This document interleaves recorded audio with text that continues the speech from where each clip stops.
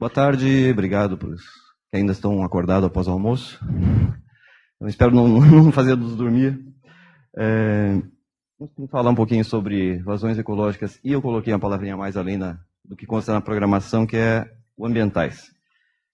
Bom, então, só rapidamente sobre o conteúdo da apresentação, falar um pouco dos aspectos hidrológicos e ecossistemas. Eu acho que muitos têm falado aqui, então algumas coisas eu vou passar meio rápido, em função do que já foi dito por outros palestrantes, de forma mais apropriada até. Significado objetivo das vazões ecológicas e ambientais, algumas questões essenciais ligadas a ela, algumas poucas questões que eu estou tentando trazer de algumas experiências internacionais que a gente toma conhecimento, questão no Brasil, quantas anda, e uma rápida informação sobre uma experiência de um projeto voltado a esse sentido no São Francisco. Então, gosto muito dessa gravurinha aí, eu acho que é uma questão de compreensão, né, que a gente busca ter e desenvolver de uma associação íntima, né, da rede hidrográfica com outros tipos de redes, com outros tipos de fluxos, e que estamos tão integrados e não deveríamos associar essas coisas, a vida e as demais redes, né? Então, nosso trabalho tem sido, né, tanto em aulas, pesquisa, etc., tentando conciliar algumas coisas como as visões diferentes, seja do engenheiro, né, tradicionalmente taxado daquela visão mais cartesiana e às vezes até obtusa em relação a algumas coisas, com outras visões que existem, que são de uma importância extrema para a gente ter uma visão integrada dos processos.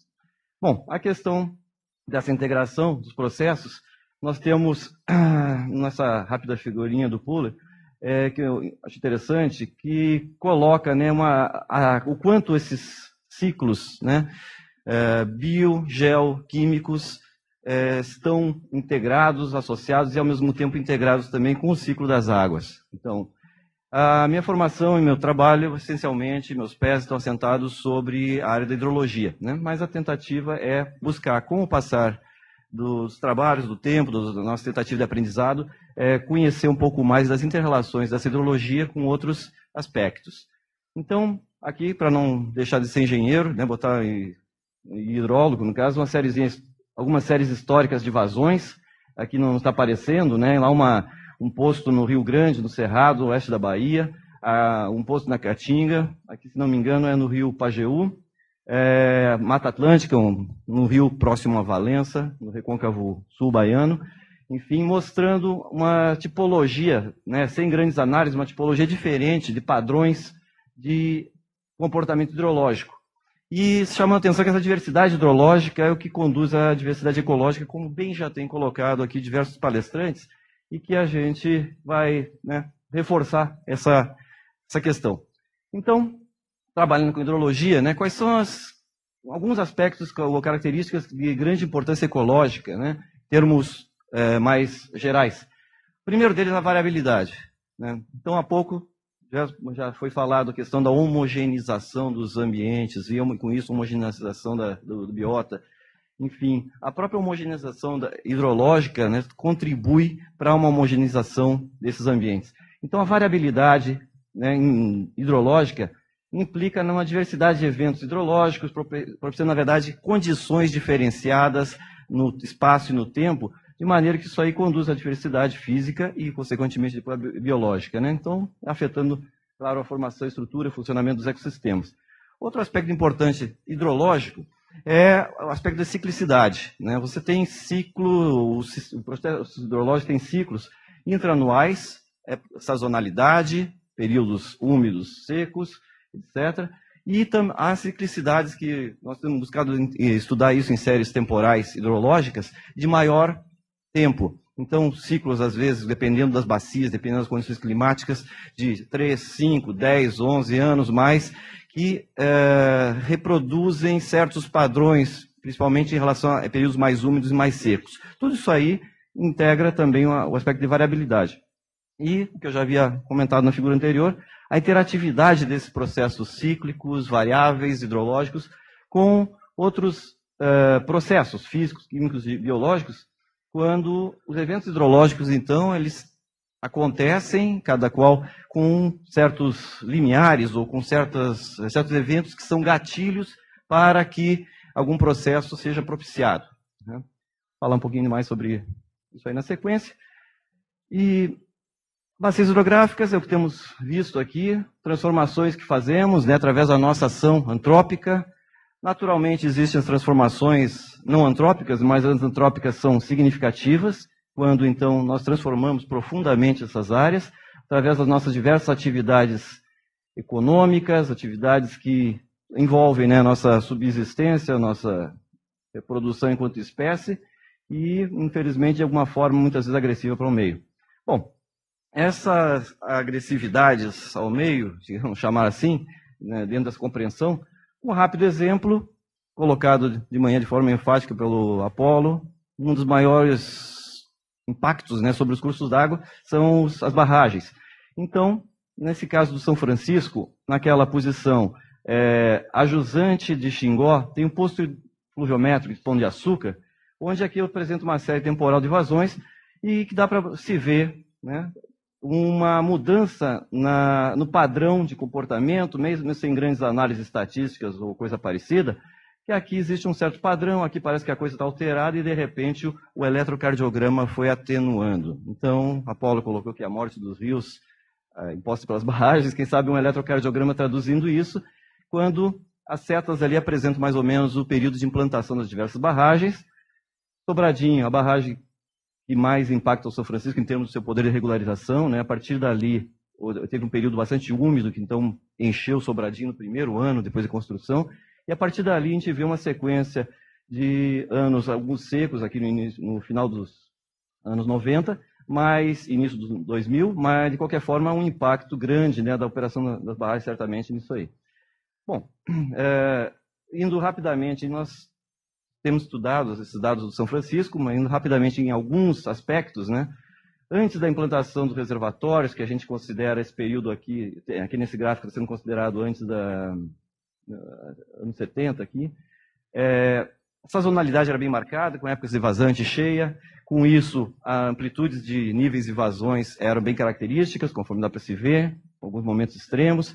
E inundação de várias lagoas era um aspecto bastante importante nesse processo.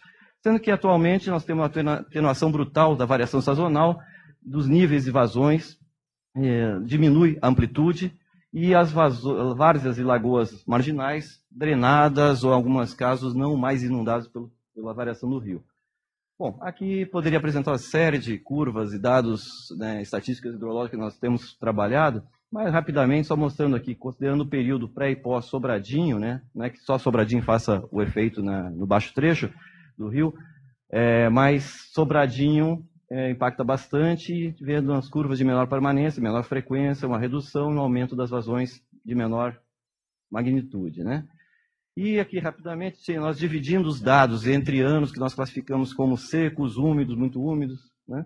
Nós vemos a extrema variação do padrão anterior ao impacto das barragens, que é em verde, para no ano seco, que assim como é que nós temos em média agora a variação das vazões. Numa situação média, tem uma significativa diferença com redução dos máximos e aumento dos mínimos, e, claro, nos momentos de anos muito úmidos, em que os reservatórios estão cheios, então praticamente o que entra, sai. Em termos médios, quase parecido, né, mas com o anterior, porém há deslocamentos, e essas curvas aqui não mostram tudo, né, alguns deslocamentos no período das cheias. Bom, essa questão das barragens tem sido, né, muito criticada, colocando ali, por exemplo, o guilhotinamento de um rio, que, em outras palavras, seria a fragmentação, né, da continuidade fluvial que poderia se observar. E com algumas iniciativas como essa aí na Espanha, até de desmantelamento de algumas barragens. Bom, a questão da variabilidade proporciona uma série de benefícios, eu não vou me adentrar, né, nisso aí com muito tempo. Todos os palestrantes têm, de uma forma ou de outra, sempre abordado isso aí, com a questão da variabilidade hidrológica, contribuindo para a estruturação de hábitats, refúgios, estrutura com isso comunidades bióticas, fauna e flora, e proporciona umidade nos solos para, né, desenvolvimento da vegetação e assim por diante, entre outros benefícios. Também a questão de mobilização, remobilização de materiais bióticos e abióticos, como sedimentos, ovos, propágulos, enfim, né, sementes, etc., e organismos que possibilitam tem a possibilidade de movimentação com a continuidade fluvial. E, por sua vez, então, essas trocas, ou esses processos de transporte, de transferência de material, energia, organismos, enfim, se traduz nas conexões físicas e conectividades, né, dos processos que ocorrem tanto nas famosas 4 dimensões do World, né, longitudinal, transversal e verticalmente, e ao longo do tempo, isso variando também, né? É interessante essa figura aqui, mostrando, no caso do Rio Amazonas, né, as trocas aqui de migração ativa e passiva entre terra firme, várzeas e a calha fluvial, né? Então, prescindível. Então, na literatura nós encontramos as argumentações que levam a essa importância das vazões, a importância da hidrologia com esses outros processos. Então, por exemplo, aqui, com Bunning e Arterton, nesse artigo, coloca as vazões constituem a maior determinante física dos habitats nos cursos d'águas, o que, em consequência, se define como o maior determinante da composição biótica. As espécies apresentam história, estratégia de vida e resposta direta ao regime hidrológico, manutenção dos padrões naturais de conectividade, né, viabilizam as espécies, as populações de espécies que dependem desse meio aquático. E também a invasão e sucesso de espécies exóticas introduzidas no rio é facilitada à medida que se alterem esses regimes hidrológicos, né, e ocorram transposições, enfim, de águas e assim por diante. Bom, poderíamos listar uma série de alterações e respostas a essas alterações a partir da hidrologia, quando, não vou entrar aqui assim, todos têm falado de uma forma ou de outra sobre esses assuntos, né? E, essencialmente, aqui a resposta biológica é a redução de abundância, de diversidade, alteração da composição das comunidades, enfim. E, então, nessa sequência de tabelas aqui, na verdade, se tem mais detalhado uma série de variáveis hidrológicos, aspectos hidrológicos alterados, né? Estabilidade das vazões, formação de áreas lênticas holóticas, padrões de alta frequência dos hidrogramas, a jusante de hidroelétricas, como, por exemplo, quando a operação, né, diurna ou intradiurna altera de forma, né, diferente dos padrões que seriam naturais. Tudo isso aí mudando o habitat, muitas vezes obtendo resposta diferente na história de vida das comunidades, das espécies, né, com a alteração de diversos aspectos, sazonalidade, periodicidade dos eventos, taxa de flutuação, etc., assim como as abstrações de água, barreiras no canal fluvial, caso das barragens, redução da frequência e duração da extensão da relação rio com as áreas de inundação, né, tudo isso aí leva à alteração na conectividade, né, do rio com as áreas vizinhas. E aquela questão da introdução e invasão de espécies exóticas a partir de, principalmente, o aumento de estabilidade dos níveis, né, ou seja, diminuição da variabilidade hidrológica, né. Enfim, com tudo isso, se nós formos olhar no microscópio, uma série hidrológica, aqui é o evento de um ano apenas, né? Mas os eventos todos que a gente pode chamar atenção de que são importantes e têm uma importância, né, consequente a partir da sua ocorrência, todos eles estão sujeitos a uma análise e apresentam padrões de sazonalidade, magnitudes dos eventos, durações, frequências e as taxas com que eles se alteram. Então, num hidrograma exemplo, como esse aí, de apenas um ano, nós poderíamos distinguir alguns eventos de importância, como a cheia, que trabalha geomorfologicamente na estruturação do canal fluvial, as grandes cheias, né? As cheias menores na manutenção de hábitats, inundando áreas, revolvendo alguns materiais, assim por diante. Uma faixa com valor menor ali, assim, de vazão mínimas, menores vazões, que é a manutenção de um fluxo na calha fluvial, geralmente beneficiando, então, desde perifíton até bentônicos e peixes juvenis, e alguns momentos de vazões mais acrescidos, poderíamos colocar assim, nesses retângulos, né, de manutenção dos hábitats, proporcionando migração, reprodução, dispersão e assim por diante.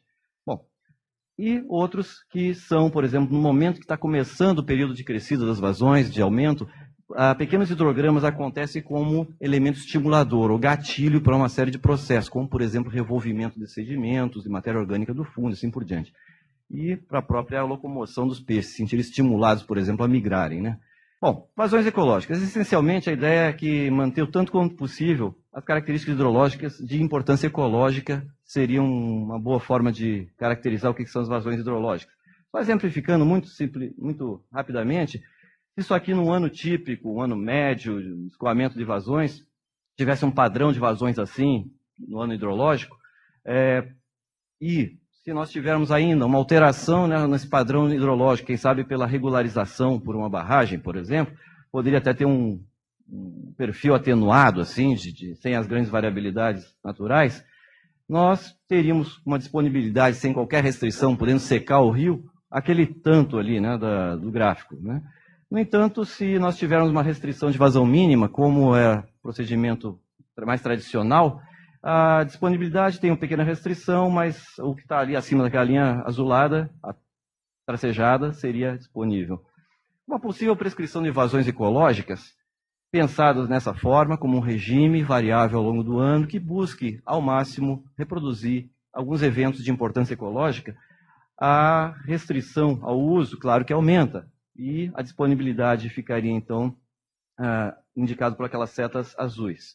Então, rapidamente, grosso modo, nosso entendimento das vazões ecológicas, e falando de alguns objetivos, né, o significado e objetivo dessas vazões, antes, ressaltando que, em geral, o olhar vamos chamar da engenharia ou da economia, né, é sempre sobre a obra, a intervenção, seus benefícios econômicos e nada mais, né? Desconsiderando os fluxos em cadeia, os fluxos biogeoquímicos que se beneficiam da hidrologia. E quando se pensava em fluxo ajusante, por exemplo, de uma barragem, de uma abstração de água, simplesmente se pensava nos outros usos humanos, incluindo diluição de esgoto, enfim, que não é um uso muito nobre, né? Acho que a gente tem que ser mais inteligente para usar nossos recursos, nossos mananciais. Então, reconhecendo essa necessidade de manutenção, uma descarga mínima para jusante, tradicionalmente se usava as expressões vazão mínima, vazão remanescente ou residual, quer dizer, uma sobra, né? Ou vazão excedente, pelo nome já diz, bom, é aquilo que excede alguma situação de controle, seja por encher uma barragem que sobrar verte ou coisa parecida. Então, frequentemente, existe uma confusão entre essas expressões aqui, mínima, remanescente, residual, excedente, com as expressões ecológicas e ambientais, que é bom sempre chamar a atenção, demarcar essa questão.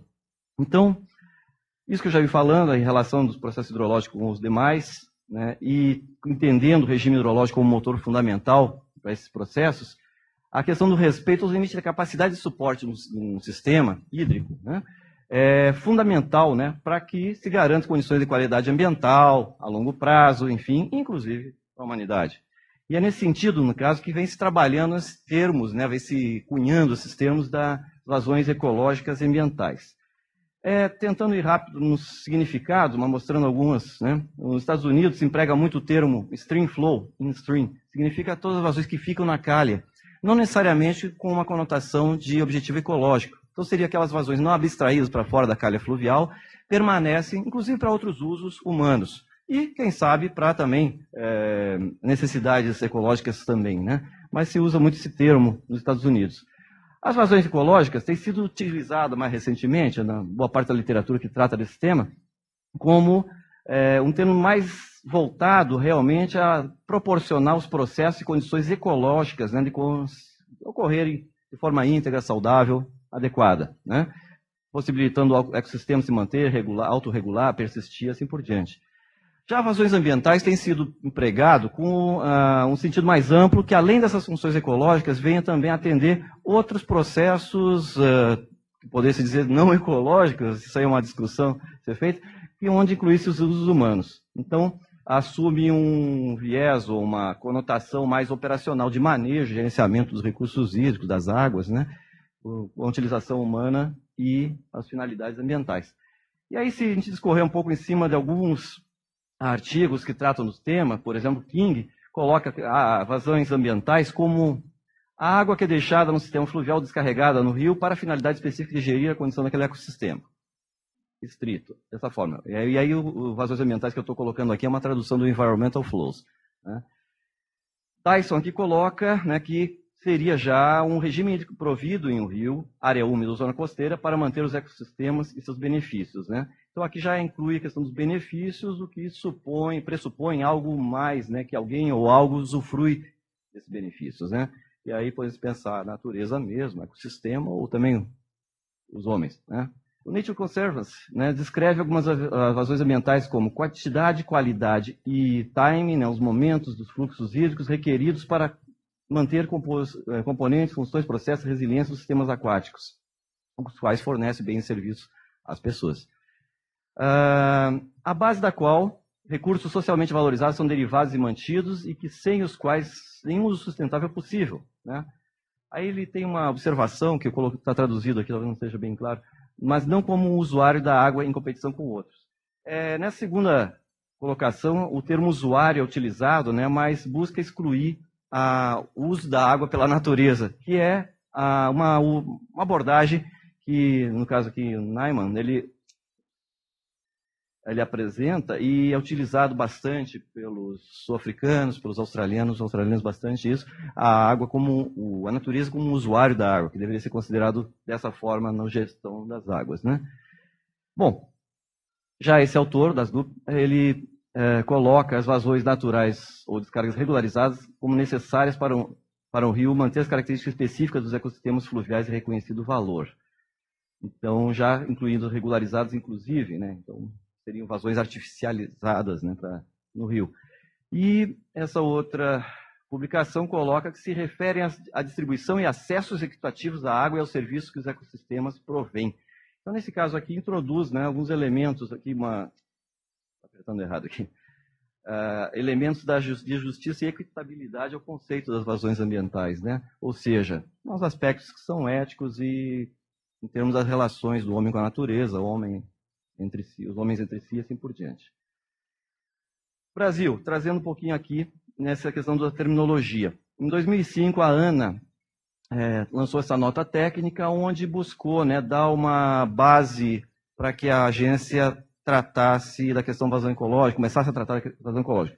Muito interessante essa iniciativa, mas ainda coloca algumas coisas dessa maneira, assim, ó, vazão ecológica, a vazão que deve ser mantida no rio para atender os requisitos do meio ambiente.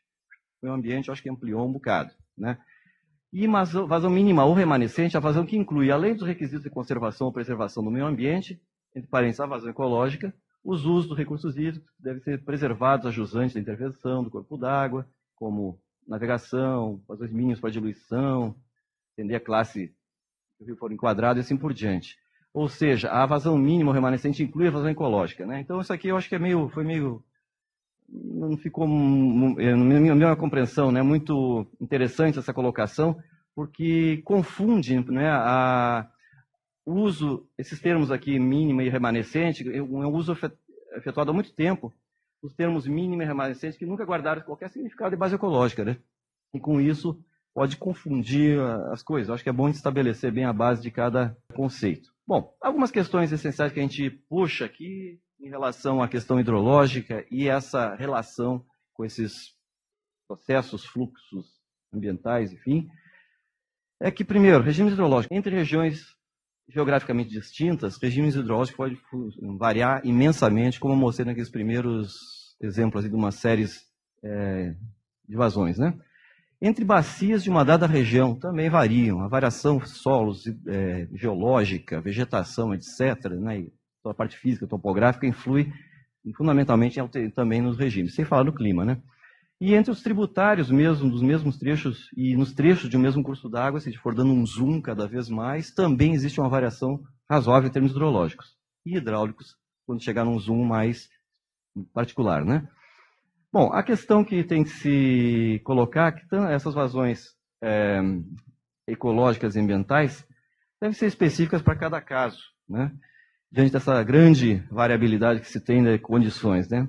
Então, as peculiaridades de cada condição hidrológica devem ser acessadas, a ocupação da bacia, suas condições ecológicas, situação ambiental, estratégias de desenvolvimento que são previstas para aquela região, aquela bacia, e dos aspectos socioeconômicos culturais envolvidos, né? Então, envolvendo já as pessoas dentro do seu modus vivendi, né? Enfim, todos esses aspectos, a hidrologia, sua relação, a hidráulica, com sua relação com a ecologia, com os aspectos de geomorfologia, qualidade da água, etc., dão base, né, e devem ser compostos, né, só por si só não vão dar as respostas que se quer, né, quando se pensar em termos de manejo de água. Tem que os aspectos sociais estar incluídos, bem-estar humano, participação dos atores envolvidos, tem sido falado aqui, participação social, análise econômica, de maneira a poder chegar na tal gestão integrada das águas que é falado aí, mas que se precisa avançar para se tornar isso operacional, né? Bom, umas questões essenciais envolvidas aí é aquela dicotomia, né, que às vezes apareceu até na fala de algumas pessoas aqui, como colocando a questão da proteção ambiental em confronto com a questão do desenvolvimento econômico, atividades econômicas, eu queria dizer. A gente usa a palavra desenvolvimento, acho, de forma muito errada. Acho que se faz muito crescimento econômico. O desenvolvimento, acho que pressuporia um crescimento dentro de bases sem dano, na verdade, né? Então, a questão indicada aqui gostaria de indicar aqui, é que a questão ambiental deveria ser parte integrante e separável das atividades humanas, não ser algo externo que agora está chegando para atrapalhar desenvolvimento ou coisa parecida, né?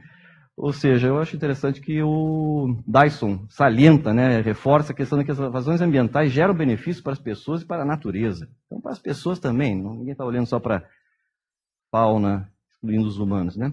Então, isso aí deveria ser considerado mesmo onde há usos competitivos da água, os fluxos são regularizados e ainda provendo contribuições essenciais à saúde fluvial, desenvolvimento econômico, né, desenvolvimento de verdade, não crescimento, e ao alívio da pobreza, né?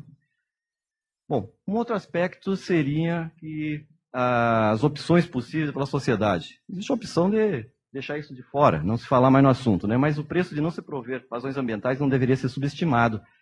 Quer dizer, o não provimento de vazões ambientais pode, a médio e longo prazo, ter consequências desastrosas para os usuários da água. Então, essa questão tem sido repetidamente colocada aqui, dos danos ambientais, dos prejuízos, e que, felizmente, existem todas essas movimentações, onde o projeto Manuelzão aí é um exemplo fantástico, e sem falar nas iniciativas dos outros colegas aí de outros estados e de outros países, enfim. Que a ideia é garantir a longo prazo a saúde das bacias, a atividade que ela proporciona. Bom, aqui só para pontuar que o Dyson ele leva para a questão do gerenciamento das águas, da infraestrutura hídrica, né? O gerenciamento ativo e o restritivo, né? O ativo, geralmente, quando você provém, tem condição de operar, né, um sistema e criar aquelas vazões ambientais. Então, por exemplo, com a geração artificial de vazões mínimas e de cheias, como, por exemplo, uma operação de barragem, por exemplo, né? Gerenciamento restritivo seria naquele caso em que só existem alocações, talvez seja o caso do Rio dos Sinos ali, por exemplo, que não tem intervenção de barragens e existem abstrações brutais. Então, a questão de que essas alocações sejam feitas com critérios de maneira que garanta que a permanência de vazões no rio suficiente, de forma adequada, especialmente nos períodos secos, né, por meio de controle das retiradas e das captações, né. Bom, qualquer dessas formas aí indicadas, né, tem uma necessidade fundamental, já tem sido dito aqui por demais colegas, né, que envolve até uma mudança comportamental, né, na verdade um envolvimento, né, e comprometimento, principalmente, por usuários, gestores, decisores e pelas instituições, né. Bom, nessa questão das vazões ecológicas ou ambientais, algumas questões têm que ser respondidas, né, nesse processo. Então, indo rapidamente aqui, acho que meu tempo está voando, como o sistema ou ecossistema hídrico era, inicialmente, a velha condição de referência que já foi abordado por muitos colegas aí. Como ele se encontra atualmente? As condições atuais é o que tem sido, por exemplo, trabalhado, mostrado aí por diversos procedimentos, né, que buscam identificar, né, quanto de desvio está em relação à condição natural, prístina ou pré-impacto que se toma como referência. E qual a condição ecológica do ecossistema ou do sistema hídrico que gostaríamos de atingir ou manter? O que significa, né, uma definição de metas, objetivos a alcançar. E aí entra o aspecto de possibilidade, né, de factibilidade do que se quer. Não adianta querer voltar a tempos pré-históricos, ou pré-Cabral, pelo menos, né, quando isso aí não é mais viável, né, por conta de, por exemplo, o meio urbano. Né? O meio urbano é muito restritivo para qualquer recuperação de rios e vazões ecológicas nem se fala. Que vazões de qualidade da água são necessárias para prover ou manter a condição desejada? Aí é a definição mesmo de que eventos hidrológicos têm importância para outras finalidades, né, outros processos biogeoquímicos. Qual a importância de se atingir objetivos definidos? Então, a questão de estabelecer a importância ecológica de cada objetivo e da sua sensibilidade quanto à condição geral desejada. Então, tem graus de importância, talvez não se consiga atingir todos os objetivos, priorizar alguns aspectos, e com isso, quem sabe, priorizar aspectos para a definição das vazões ecológicas, né? E quais os custos, que sem isso não se consegue implementar nada, né? Então você vai ter custo, que depois certamente benefícios vão reverter, essas análises são de importância. E como poderiam essas vazões ser providas? Aí entra o aspecto da prática, né? Operacionalizar isso aí, como é que se faz, né? Então, alguns locais talvez requer adaptação muito grande de estruturas já existentes, ou se é uma estrutura nova, prever estruturas de manejo de água para poder prover as vazões ambientais. Depois, importantíssimo, é como saber se os objetivos estão sendo atingidos. A gente observa muitos exemplos, casos aí internacionalmente, que até se busca fazer um manejo mais adequado e não se monitora depois. E aí fica sem saber qual o rumo está tomando o projeto, quais benefícios. Então isso aí é uma importância extremamente grande. Bom, só aproveitando um pouco aqui, não vou entrar na explicação desses métodos, não, acho que não tem muitas revisões feitas aí. Se alguém tiver interesse, depois posso indicar materiais que abordem. Mas, essencialmente, as revisões sobre os métodos de definição de vazões ecológicas e ambientais passam por essas categorias, né? Os métodos hidrológicos, baseados somente em dados hidrológicos mesmo, de escoamento, de vazão nos rios. Os hidráulicos, que envolvem alguns aspectos de hidráulica que se espera, né, sejam benéficos em termos de provimento de habitat, né? Métodos baseados em avaliação de habitats, como já foi mostrado aqui por alguns palestrantes, né, onde se busca quantificar a disponibilidade de habitat ou de preferências, né, se são reproduzidos ou não em alguma dada situação para determinadas espécies, grupos de espécies ou ordens.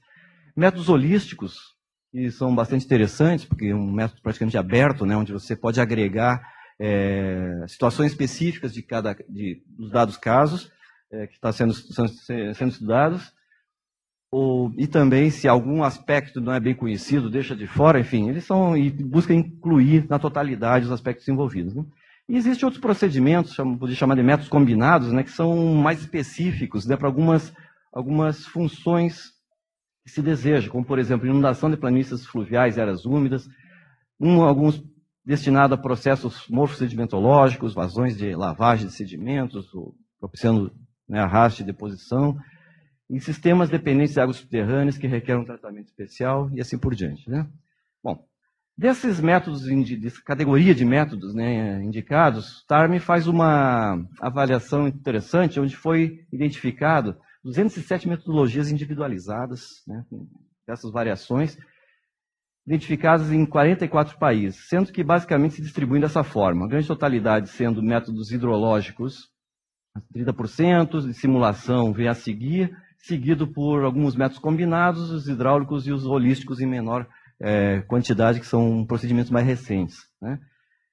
Para quem tem interesse, tem o site aqui do International Water Management Institute, que abriga uma série de informações e referências sobre esses métodos, né, utilizados em diversas experiências mundo afora, tá?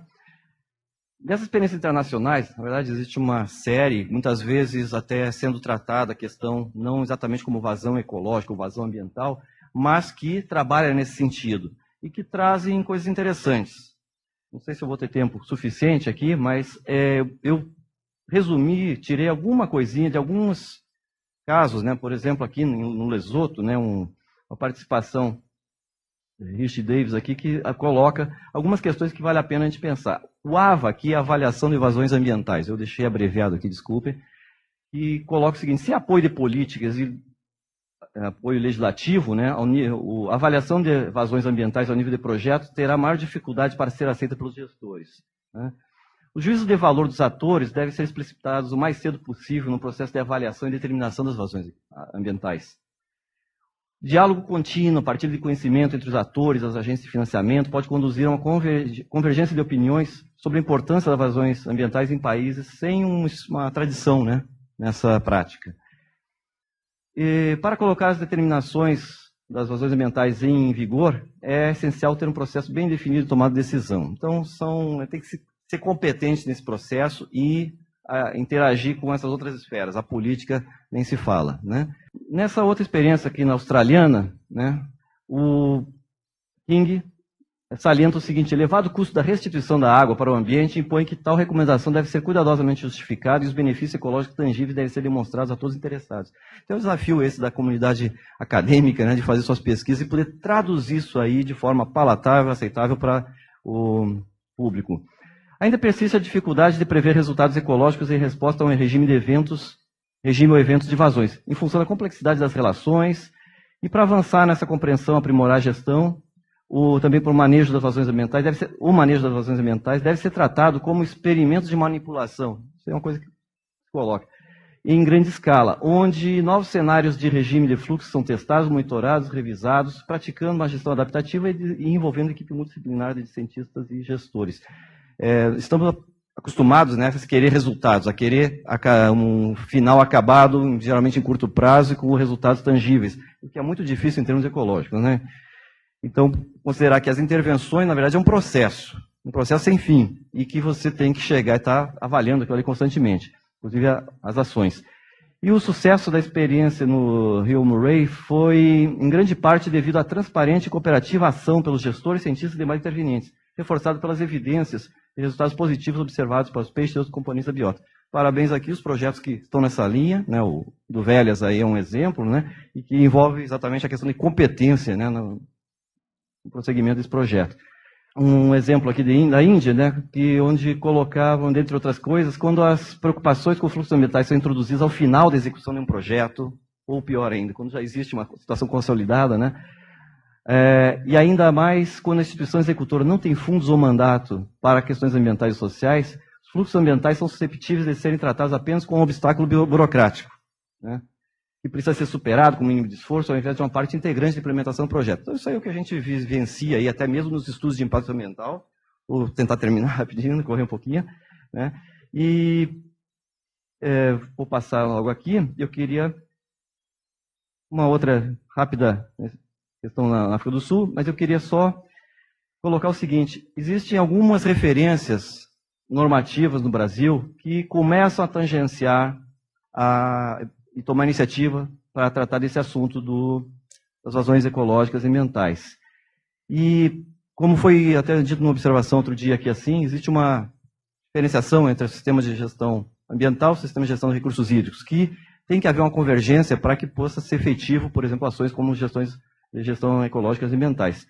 Então, o enquadramento e outorga é uma coisa que tem que se combinar, tem que se aproximar. E, embora, né, agora no Plano Nacional de Recursos Hídricos, o próprio Conselho Nacional de Recursos Hídricos coloque a gestão em que todos os usos da água são considerados interdependentes sobre o enfoque ecossistêmico e da sustentabilidade, se fala muito em uso da água, enfoque, ecossistema e sustentabilidade, que são premissas que, no entender, eu acho que as vazões ecológicas são imprescindíveis para que isso aconteça, né? Caso contrário, seria só retórica. Eu queria apenas, muito rapidamente, para não dizer que ficou só na retórica, nós tivemos uma oportunidade excelente, né, por meio desse edital do CNPq, de uma experiência disciplinar, talvez multidisciplinar, e, bom, talvez não tenhamos avançado tanto no transdisciplinar, mas que foi uma experiência excelente, com 9 projetos, alguns na área socioeconômica, imunológicos, ecológicos, aspectos hidrológicos, e que nós tivemos o prazer de estar à frente desse projeto, da parte hidrológica, né, e dentro de uma sub-rede, que a gente chamava assim, com colegas que tratavam do aspecto morfodinâmicos e hidrodinâmicos.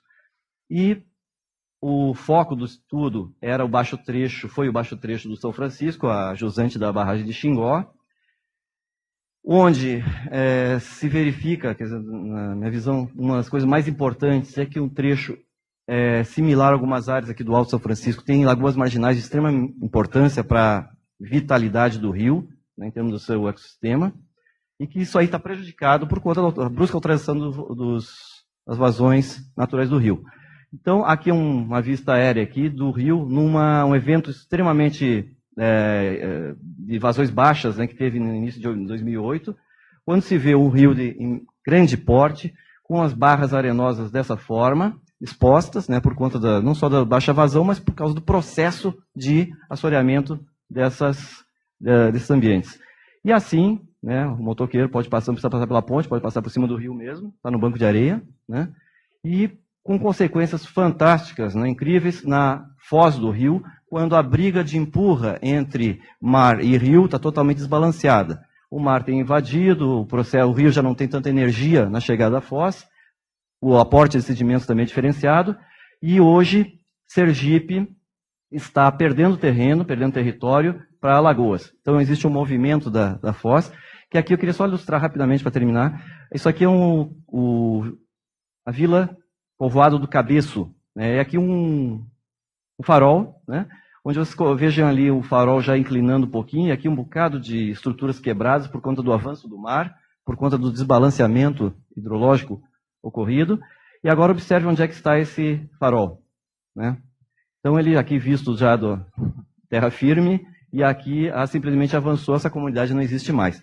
Então são consequências, né, apenas para pontuar as principais, que foram observadas, trabalhadas nesse projeto, e que desculpa estar em inglês aqui, né, gente, eu não tive tempo de mudar.